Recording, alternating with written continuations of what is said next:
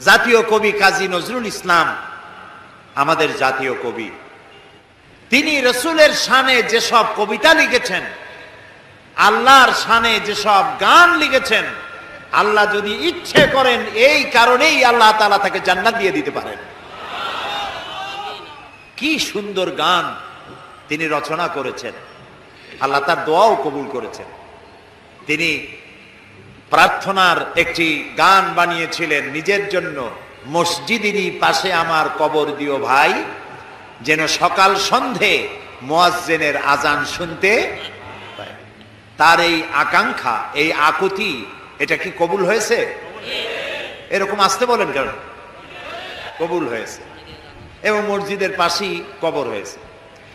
মসজিদের আজান শোনার জন্য তিনি কবর চেয়েছেন মসজিদের পাশে। কাজী নজরুল ইসলাম বিশাল প্রতিভা, বিশাল প্রতিভা। আর প্রতিভা যার হয় ছোটবেলা থেকেই বোঝা যায়। তিনি একবার স্কুলে যাচ্ছিলেন, বাসে ঝুলিয়া, নাম ছিল দুখু মিয়া। স্কুলে যাচ্ছেন, বাসে চড়ে যাচ্ছেন, এক বুড়া মানুষ তার পাশে দাঁড়ানো, দাড়ি পাকা। প্রতিভা যার হয় ছোটবেলা থেকেই বোঝা যায়।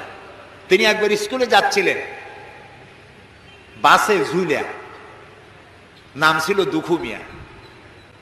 স্কুলে যাচ্ছেন, বাসে চড়ে যাচ্ছেন, এক বুড়া মানুষ তার পাশে দাঁড়ানো, দাড়ি পাকা। কাজী নজরুল ইসলাম তখন বোধহয় 4-5 ছাত্র হবেন। তিনি ওই বুড়া মিয়াকে জিজ্ঞেস করছেন, চাচা আপনার বয়স কত? এখন চাচার মেজাজ খারাপ হয়ে গেছে স্বাভাবিকভাবে। ছোট্ট ছেলে যদি আপনার বয়স জিজ্ঞেস করে, মেজাজ খারাপ হবে না?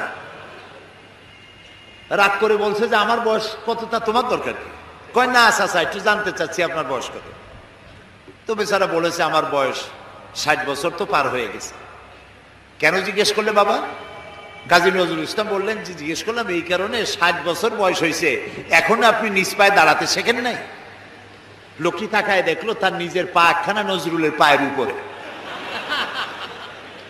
তখন ওই বাচ্চা বুড়া বলতেছে, মর্নিং শোজ দ্য ডে, প্রভাতই বলে দেয় দিনটা কেমন যাবে।